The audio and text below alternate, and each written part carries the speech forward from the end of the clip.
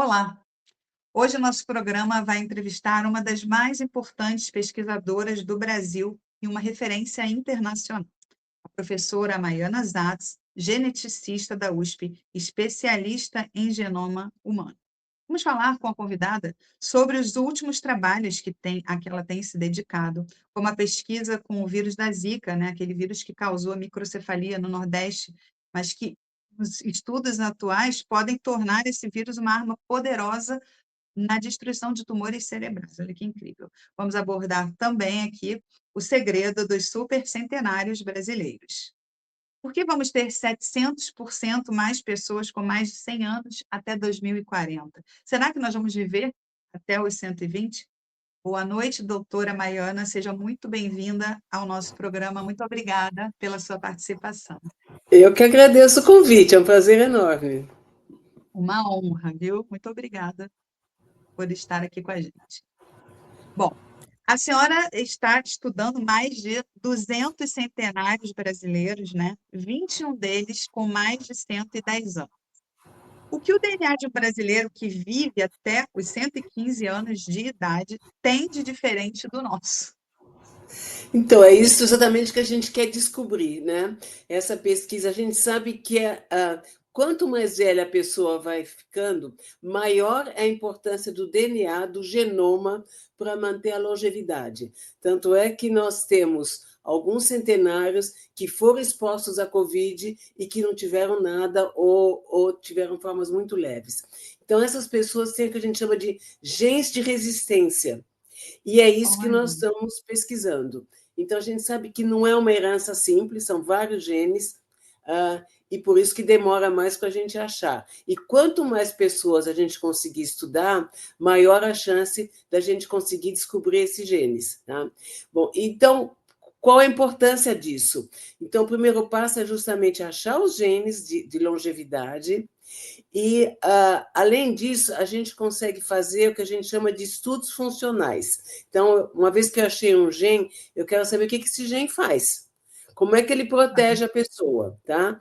E para isso que a gente faz esses estudos funcionais, para a gente poder ajudar depois as pessoas que não tiveram a sorte de nascer com esses genes premiados, tá? E hoje, além da parte genética, nós temos tecnologia para, a partir do sangue, derivar no laboratório qualquer linhagem celular. Então, eu posso pegar teu sangue e, no laboratório, eu posso fazer célula muscular tua, célula cardíaca, neurônios, tá? E aí entender como é que eles funcionam, o que está protegendo, no caso dos centenários. Então, por exemplo, nós temos centenários que são campeões de natação, aos 100 olha, anos. Tá? Uma incrível. delas, que é a Laura, que é fantástica, ela começou a nadar com 70 anos e com 100 anos ela virou uma campeã de natação. E é Incrível. claro que eu quero entender como é que são os músculos dela. Então, no laboratório, a gente está fazendo músculos dela, células cardíacas, né? Porque o coração também está muito bem, né? E Uhum. também neurônios, porque ela está com a parte cognitiva também fantástica, aos 107 anos agora. Tá? Gente, Nós que temos, incrível. nós temos outros centenários que também passam dos 100 anos e estão com a memória e a parte cognitiva muito preservada. Então, neles, a gente quer entender os neurônios. E a gente faz um laboratório que a gente chama de organoides, mini-organoides, que são mini-cérebros. Tá? Para entender, então, Olha, como é que funcionam os neurônios de uma pessoa que passou dos 100 anos e está muito bem do ponto de vista cognitivo. Tá? Então, pouca gente sabe ou sabia que até maio do ano passado, as 3 pessoas mais longevas do mundo eram brasileiros. olha, Então, uau, não sabia. você não sabia, né? Então, Não pouca sabia. gente sabe. Então, nós tínhamos a irmã Iná, que faleceu com quase 117 anos, tá? E eu fui visitar ela quando ela era de Porto Alegre, quando ela estava com 115.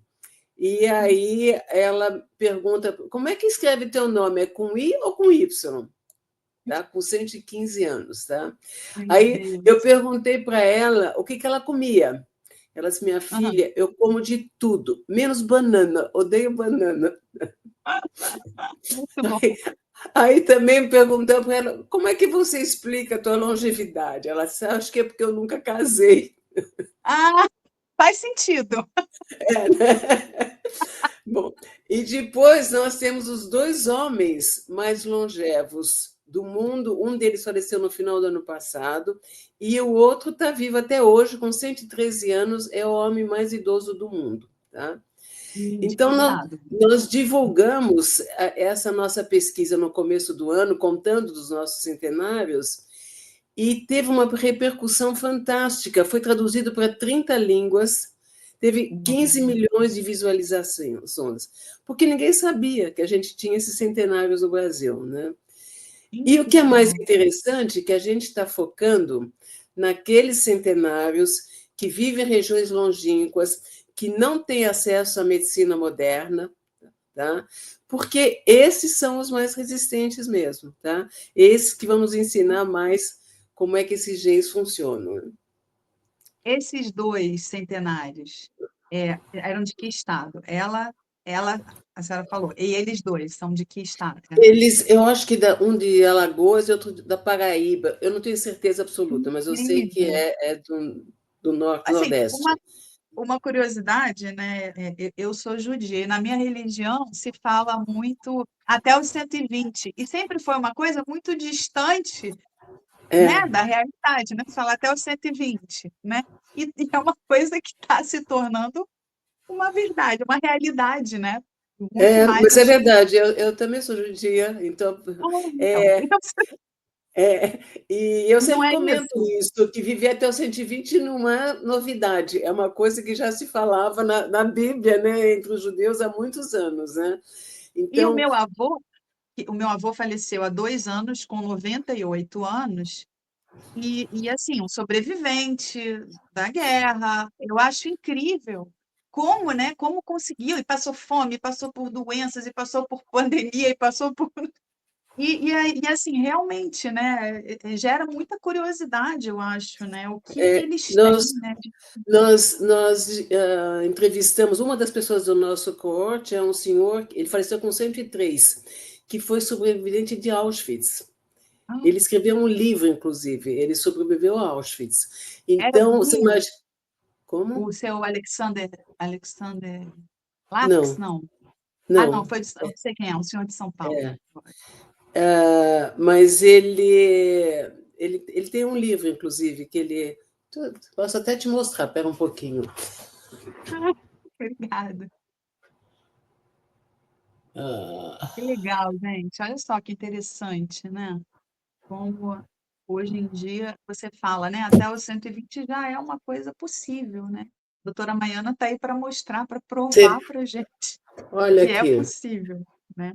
Vocês Olha, enxergam? sobrevivi a Auschwitz. I survived Auschwitz. Olha É. só, gente. E ele faleceu com quanto? 103. 103. Não é 103. incrível? Mas ele tinha, vamos dizer, do ponto de vista físico, ele estava combalido. Mas, do ponto de vista cognitivo, fantástico. Né? Fantástico. É. Impressionante. O Então, você que que imagina mais o pode que falar, que ele pode falar. passou, né? Pois é, períodos de fome, né, de torturas mentais, físicas, É. Aí as manteve o pessoas me corpo. perguntam se esses centenários são otimistas e se o otimismo ajuda a pessoa a virar centenário. Eu digo, eu não sei, porque eu tenho uma amostra totalmente viciada, porque todo mundo que topa participar são os simpáticos, né? Aqueles que não querem participar não são, talvez não sejam tão simpáticos. E aí é uma delícia você conversar com eles. Eles te contam histórias, eles são de bem com a vida, né? Eles participam da vida social, viajam, sabe? Então é muito gostoso conversar com eles. Que legal. O que que mais impressionou a senhora, assim, nesses centenários? É o corpo que não adoece ou é a mente que continua lúcida? As duas coisas. As duas coisas. O que a gente observa naqueles que são esportistas é que parece que a coisa vai junto, quer dizer, tanto a parte física e a parte cognitiva. Né? Uma das explicações que a gente sabe hoje que para se manter bem é super importante você manter atividade física. Mas, por outro lado, você não vai imaginar que uma pessoa com Alzheimer vai sair competindo natação, né? Então, também tem isso, né? É. As pessoas que têm essa vontade de continuar fazendo esporte, de ficar ativos, são as pessoas que estão com a cabeça boa, né? Então, agora, a Uhum. gente tem também pessoas que têm a cabeça boa, mas que não estão tão bem fisicamente. Tá? Tá, certo. Tem as duas coisas. Agora, o que a gente observou entre as mulheres é que são todas baixinhas. Todas, a média de altura é 1,53 m. Sério, que Né? incrível! Não sei qual é a tua altura, mas para mim não é uma boa notícia, porque eu tenho mais de 1,70 m. Né? Não, eu tenho 1,65 também, não é uma boa notícia para mim. Mas são todas baixinhas. É uma coisa. Até agora, nenhuma das nossas centenárias era mais alta. Olha, que interessante. Agora, aqui uma pergunta da nossa redação. A herdabilidade para envelhecer bem é de 55% em qualquer idade, mas aumenta nos nonagenários. Chegar aos 100 anos é mais genética do que hábito? Com certeza.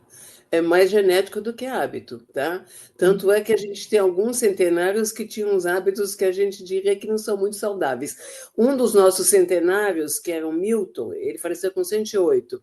Nós fomos visitar ele em Brasília, e aí ele ofereceu, junto com um cafezinho, uísque. Ele tomava uísque todo dia de manhã. Ah, não. Todo Claro. dia de manhã. Então, nessas pessoas, você vê que é genética mesmo, né? Porque eles não ligam muito para cuidar os cuidados ambientais, vamos dizer, né? Que todo mundo fala que a pessoa não deve beber muito. Todo dia ele bebia de manhã. E temos outros também que Pode confessam dar os que. exemplos, eu acho que as pessoas adoram essas histórias, né? Tipo, o que que eles têm de Pois é, diferente? Quais são os hábitos? Como pois é, vivem? pois é. Mas é que eles têm o que a gente chama dos genes premiados, né? E por isso, então, que eles conseguem. Como eu brinco sempre que eles aguentam qualquer desaforo do ambiente, né? Eles realmente não ligam para o ambiente, comem de tudo, né? E estão muito bem depois dos 100 Tem, anos. tem mais histórias engraçadas, assim, desses centenários, né? Que eles... Alguma outra curiosidade? Tipo, esse toma uísque, o outro, o que que eles, assim, fazem? Algum fuma, por exemplo? Muitos fumaram a vida inteira. Tem um trabalho, esse não é dos nossos centenários, mas de um americano chamado Nir Barzilai, que estuda centenários, e ele conta que ele tinha uma família com 4 centenários e uma das irmãs, com 106 anos, confessou para ele que ela fumou a vida inteira. E ele disse, mas seus médicos não lhe diziam que não era para fumar? Diziam, eu tive 4 médicos que diziam isso o tempo todo, mas infelizmente os 4 já morreram. E, e, ela, e ela fumando, né? Então, é isso que eu digo, são pessoas extremamente resistentes, né? Agora, ser centenário está cada vez mais comum. No Japão, onde você tem um grande número de centenários, antigamente, toda vez que tinha um centenário, eles faziam uma festa e faziam uma celebração, uma homenagem. Hoje em dia, eles te mandam um parabéns, porque tem 140 mil centenários no Japão. No Brasil, a gente estima que no Brasil a gente estima que temos uns 40 mil, mais ou menos entre 30 e 40 mil centenários, né? Nossa, um Mas que número está alto. aumentando, mas que está aumentando cada vez mais o número. E o que é mais interessante, que mais raro, são o que a gente chama de supercentenários, com mais de 110 anos. Tá? Uau. Esses são raríssimos, e esses realmente são os que a gente está estudando e que moram nessas regiões longínquas, né? E Acima uma de das 100 anos. características que a gente tem que lembrar é que essas pessoas que nasceram 100 anos atrás, elas vinham de famílias onde tinha muita morte infantil. Então, eles já foram selecionados desde a infância. As famílias tinham, sei lá, 10, 12 filhos e sobreviviam, às vezes, um ou dois só. Os que sobreviviam eram os mais fortes, que não tomaram vacinas, né, que aguentavam todas as dificuldades. E são esses os centenários de hoje. Meu Deus, que incrível, é verdade. Vamos falar das famílias raras, né? Tem 3 irmãs, todas centenárias, com uma soma de 316 anos no Guinness. Tem essa Isso, família. elas O são que de que a família Sergipe. delas tem que a nossa não tem, doutora Maiana? Então, né, a gente foi lá conhecer elas, uma simpatia, as três. Elas já vêm de uma família de centenárias. A Elas mãe são, já. perdão, elas são de que país? Elas moram no Rio, mas elas são de Sergipe. Ah, são brasileiras essas, do Guinness. Essas dos 316 anos? Sim, são Isso. brasileiras. Ah, que massa. Ah, E a gente foi conhecê-las. As três são super lúcidas, muito bem. A mais velha tem já dificuldade para andar, mas as duas, que com 104, 105 anos, estão super bem fisicamente, cognitivamente. E aí eu levantei a genealogia delas, e a mãe, que faleceu com 100 anos, e tinha uma tia materna com 101. Então já é de uma família de centenários, né? nossa, muito É, incrível. E as histórias, né, que essas pessoas têm para contar, eu acho que assim, são a coisa mais rica, né, que é, a é. gente pode, né, obter. É, a projeção, doutora Maiana, é que o número de centenários no mundo vai crescer 700% até 2040, né? Isso. Certo. O SUS, aqui no Brasil, por exemplo, o SUS está preparado para uma população de 100 anos? Para cuidar de Eu uma acho população? que, eu acho que não, né? E por isso mesmo que a gente tem que lutar para as pessoas envelhecerem bem, envelhecerem com saúde, né? Porque Sim. senão o SUS não vai dar conta. Não dá conta, né? É muito Não. detalhe, né? É, Geriatras, fisioterapeutas, psicólogos, né?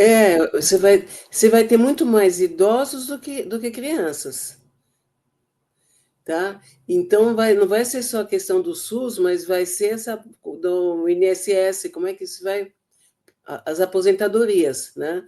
Então as Olha, pessoas reclamam de que querem se aposentar mais cedo, mas ao contrário, vão ter que se aposentar cada vez mais tarde, porque não vai ter jovens para sustentar esses centenários.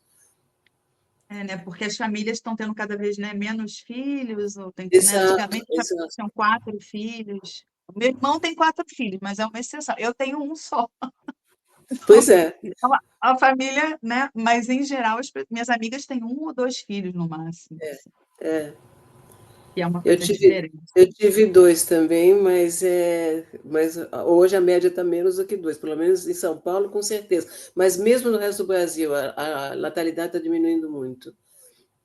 Agora, doutora Maiana, também tem um casal, né, que está junto há 84 anos, eles também estão no Guinness, né? A Sim. senhora acha que o fator emocional, o companheirismo, também ajudam, né? Também estão no DNA, né? Com certeza, com certeza. Eu acho que quando o casal consegue envelhecer junto com tantos anos, realmente isso acho que ajuda. O homem acabou de falecer, faleceu faz pouco tempo, mas ele estava já com acho que 108, uma coisa assim. O senhor José Bonifácio, com 105 anos, que trabalha num supermercado, né? O trabalho é fundamental para ele, né? Nesse caso, assim, para É, se manter ativo, né? José Bernardo, segundo o dono, José Para mim, Bernardo é o nome dele. tá Segundo o dono do supermercado, era o melhor empregado que ele tinha e também a pessoa mais idosa com carteira assinada, não sei se no Brasil ou no mundo. Tá? olha só. Agora vamos falar sobre doação de órgãos, né? Os suínos como doadores de órgãos humanos. Em que pé está essa pesquisa na USP? Então, a gente sabe que os suínos têm os órgãos mais semelhantes aos seres humanos. Mas se a gente transplantar um órgão de um suíno para um ser humano, você teria uma rejeição hiperaguda. E com os novos avanços que a gente tem de biologia molecular, de genomas, a gente consegue silenciar os genes dos suínos que causam essa rejeição hiperaguda. Tá? Então, que pé nós estamos? Nós conseguimos silenciar os genes dos suínos, fazer embriões já, então, com esses genes silenciados, e o próximo passo é inserir esses embriões em barriga de aluguel, para nascer os bichinhos já modificados. E essa é a parte mais difícil, tá? Porque não é uma reprodução normal das porcas, né? E tem, então, o número de animais que nasce é muito pequeno. Para você ter uma ideia, você insere, sei lá, 200 e tantos embriões e talvez 1% vai para frente, quanto muito, tá? Mas foi a mesma coisa quando se fez o primeiro clone da ovelha Dolly, também foram 270 tentativas até nascer a ovelha Dolly, tá? Então, a gente sabe que tem essa dificuldade, né? E estamos trabalhando para isso. E existe assim uma previsão, mais ou menos, assim, de quando a gente vai ter o primeiro porco brasileiro geneticamente editado para doação de órgãos? Não, eu espero que nos próximos 2 anos, 3 anos, no máximo, a gente consiga. Estamos perto. É. Doutora Maiana, a FDA autorizou o primeiro xenotransplante clínico no final de 2024. Sim. Quanto tempo para isso chegar até o Brasil? Então, isso que a gente precisa conseguir esses suínos geneticamente modificados, Perdão. que A senhora citou 2 biotérios de máxima segurança construídos na USP e no IPT com o apoio do governo Dória, com o Dr. Silvano Raia. Por que sim, é preciso tanta segurança, né? Para explicar para o nosso porque você precisa criar esses porcos num ambiente absolutamente estéril. Se você quer usar eles para como doadores, eles não podem ter nenhum patógeno, eles têm que estar criados num ambiente absolutamente estéril e são muito caros esses biotérios para fazer o controle tá? Mas nós temos esses dois, um que está no centro da USP e outro no IPT. O professor Silvano Raia foi o idealizador desse projeto. Infelizmente, ele nos deixou esse ano, mas estava com já 95 anos, mas trabalhou até o fim e vamos continuar o projeto dele, né? Uma pergunta aqui do nosso editor, né, que falou que a outra frente ainda mais parece ficção científica, que é pegar um fígado, tirar todas as células e ficar só com o arcabouço e repovoar com células do próprio paciente. Isso já funciona em laboratório? Não, e só em laboratório por enquanto, mas a gente tem esperança que isso vai acontecer. Estamos trabalhando para isso também, né? De ter os órgãos que a gente chama de recalchutados, vamos dizer, mas que vão ser funcionais, né? Agora, vamos falar de impressora 3D de órgãos, né? Os Estados Unidos estão investindo 3 bilhões de dólares nisso. O Brasil tem condições de entrar aí nessa corrida? Não, a gente não consegue competir. Está muito, muito difícil conseguir dinheiro para pesquisa. Do governo federal, a gente, esse ano, não recebeu absolutamente nada, nada, nada, nos últimos 2, 3 anos.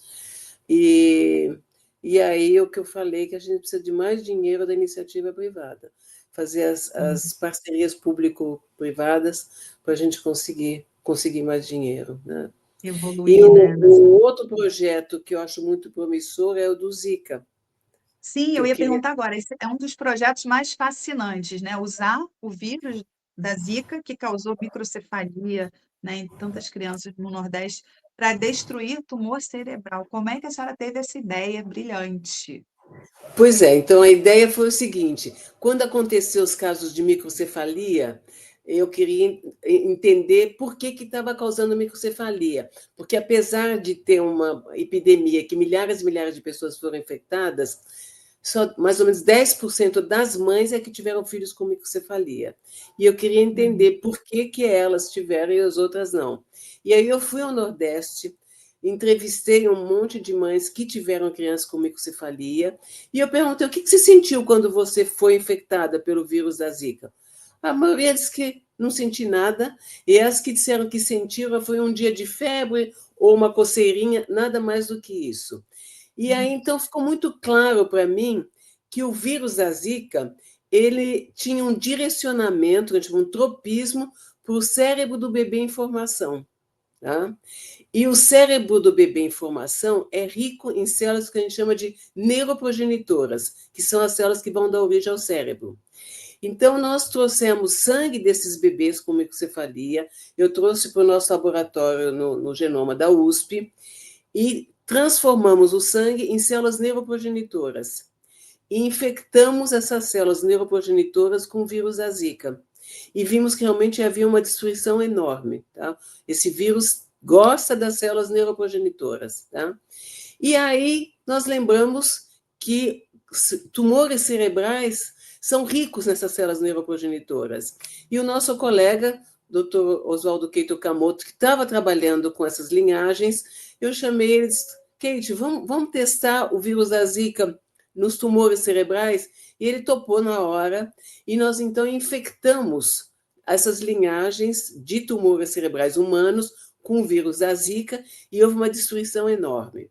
E o próximo passo, nós injetamos esses tumores em camundongos. E os camundongos desenvolvem os tumores e morrem depois de 2 ou 3 semanas. E depois, então, que os camundongos estavam com os tumores, nós injetamos eles com o vírus da Zika. E houve uma redução enorme dos tumores, e 1/3 dos animais, os tumores sumiram completamente. Tumores e metástases que já estavam na coluna dos animais. Tá? Aí nós publicamos esse trabalho numa revista muito boa, que chama Cancer Research, que é dificílimo você publicar, e não só eles aceitaram a publicação, como foi capa da revista Cancer Research. Tá? Isso, eu ia falar, o Paulo foi capa da Cancer Research, uma das revistas mais prestigiadas do mundo. Né? É um trabalho todo feito no Brasil. Tá? E depois, o próximo passo, nós descobrimos que cães podem ter tumores cerebrais espontâneos, diferentes tipos de tumores, diferentes raças, diferentes tamanhos, mas o que eles têm em comum é que você só consegue fazer o diagnóstico quando o tumor já está muito avançado, porque os coitadinhos dos cães não conseguem se queixar de dor de cabeça. Então, quando já está o tumor, já começa a ter sinais neurológicos muito evidentes.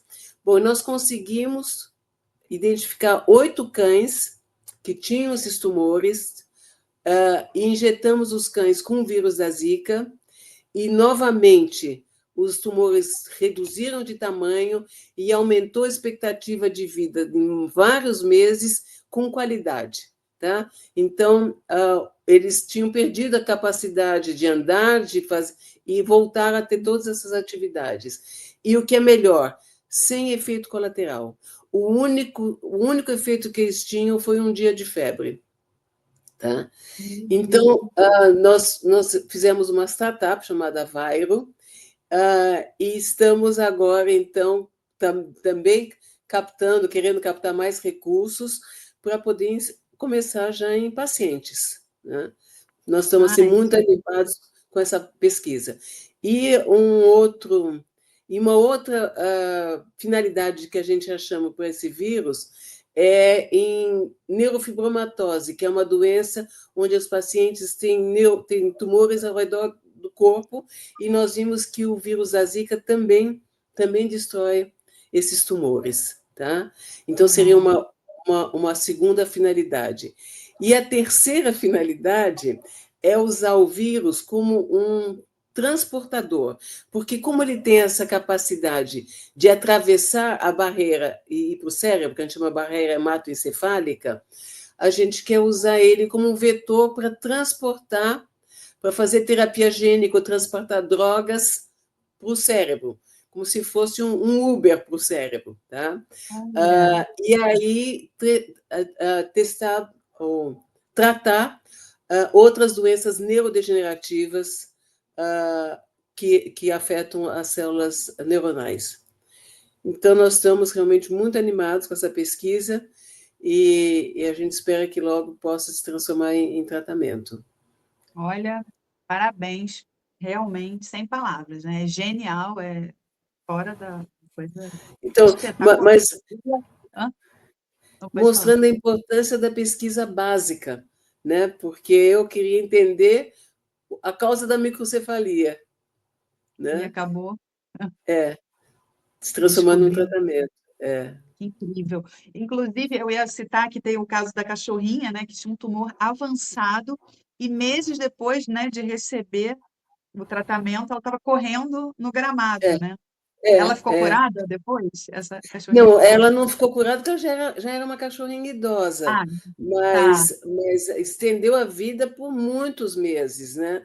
Curou, né? E se Curou. pensar um ano na vida de um cachorro é como 7 anos na vida humana, né? Mais ou menos essa a correspondência. E eu vejo novos tratamentos que estão sendo divulgados para tumores, eles dizem, não, a gente aumentou a expectativa de vida em 4 meses, e se acha já que é um grande sucesso, né? A gente quer muito mais do que isso, né? Agora, doutora Maiana, a senhora comentou, né, sobre em breve a gente poder, né, ter esse tratamento para os humanos, né? Quando a senhora acha que essa terapia vai poder ser testada em crianças com tumores cerebrais ou em pacientes com neurofibromatose? Existe uma perspectiva, assim, de quando isso Eu pode acho que vai ser logo, porque a gente está conversando com a Anvisa, né, para poder. Eles dão todas as diretrizes para ter segurança, apesar que o que eu sempre digo, que a segurança já foi mostrada, porque milhares e milhares de pessoas foram infectadas e não tiveram nada no Nordeste. É diferente de você testar uma droga nova e diz, bom, a Hum, gente precisa testar em pessoas para ver se não vai ter efeitos adversos. No caso sim, do Zika, muito diferente da Covid, né? As pessoas foram sim. infectadas e não tiveram nada, né? 80% não teve nenhum sintoma. Então, os testes de segurança já foram feitos, né? A gente precisa realmente acelerar o tratamento. Incrível. Então, definitivamente, doutora Maiana, o Zika pode se tornar um tratamento padrão contra o câncer no futuro? Com certeza, a gente já está fazendo um vírus sintético, tá? Já conseguimos fazer um vírus sintético, porque aí você consegue controlar exatamente a produção, né? E também modificando o vírus para que a gente tenha certeza que ele só ataque as células cancerosas, não nenhum neurônio normal, tá? Então, isso está sendo feito já nessa startup que a gente chama que a gente está fazendo com a Viro. E a gente tem uma colaboração com as pesquisas que a gente faz no Centro do Genoma e a Viro, então é uma colaboração público-privada. Incrível. Hoje, doutora Ana, a partir de uma gota de sangue, a senhora consegue criar qualquer tecido em laboratório, né? Onde é que a gente já está no uso real disso para pacientes? Já está acontecendo? Já tem doenças que estão sendo tratadas assim, não é uma gota, é um pouquinho mais. Não, escreva numa Tá gota. bom? É, Ok. já tem doenças que estão sendo tratadas, porque o que existe é é, que deu um prêmio Nobel a duas mulheres, a técnica de CRISPR, tá? E que deu o Eu prêmio ia Nobel a perguntar Jennifer Doudna e Emmanuel Charpentier. Se consegue já editar genes, alterar genes, tá? E já tem, então, doenças que estão sendo tratadas com essa tecnologia. Por exemplo, a anemia falciforme, que é uma doença onde as pessoas têm as hemácias em forma que a gente chama de foice, e isso causa entupimento de vasos, dores enormes, e as pessoas realmente que têm sofrem muito. Então, o que já se faz é a partir tira o sangue da pessoa, altera o gene que causa essa anemia falciforme e reinjeta na pessoa, e já tem vários casos que foram tratados assim. Hemofilia também, as formas graves de hemofilia também. Uma outra abordagem é que quando você tem um tumor sólido, o teu corpo não reconhece como algo a ser destruído, tá? E aí também existem estratégias para alterar o teu sistema imune, para que ele reconheça o tumor como algo, um inimigo a ser destruído. Então, existe muita pesquisa já nesse sentido, usando essa tecnologia de derivar diferentes tecidos, né, e editar genes. Então, o futuro é realmente muito promissor. Certo. Agora, doutora Maiana, eu acho que não dá para a gente. Imagino que a senhora tenha ouvido também sobre esse tema durante essa semana, o, o influenciador Lito Souza, né, que foi acometido pela síndrome de Creutzfeldt-Jakob. Creutzfeldt-Jakob, sim. É. E no Brasil existe algum estudo, algum projeto de estudo sobre essa doença que ninguém nunca tinha ouvido falar, eu acho, né? Como ele é uma pessoa muito bacana, que ajudou muita gente, né? Então essa doença ganhou uma visibilidade muito grande, o caso do Lito ganhou uma visibilidade muito grande. Eu fiquei curiosa, que é uma curiosidade minha. Existe no Brasil algum Não, que eu projeto? saiba, não. É uma doença extremamente rara, né?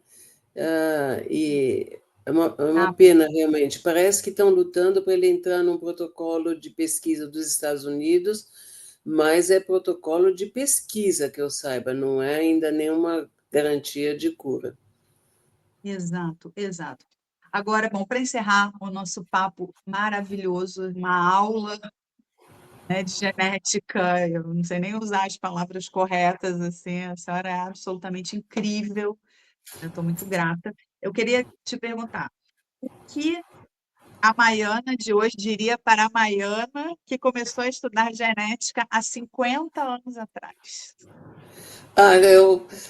Que a Maiana de hoje é muito feliz de ter escolhido estudar genética, porque quando eu comecei a estudar, ninguém sabia o que era genética. A minha mãe, coitada, tinha a maior dificuldade de contar para as amigas, né, o que a filha dela ia estudar.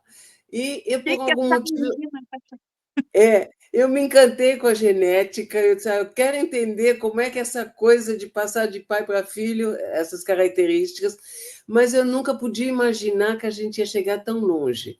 Eu nunca podia imaginar que a gente chegar nesse ponto de alterar genes, né? Então, eu acho que eu fiz uma escolha muito feliz e ser cientista é fascinante, apesar de todas as dificuldades, é fascinante, porque é um quebra-cabeças que você está brincando o tempo todo, né?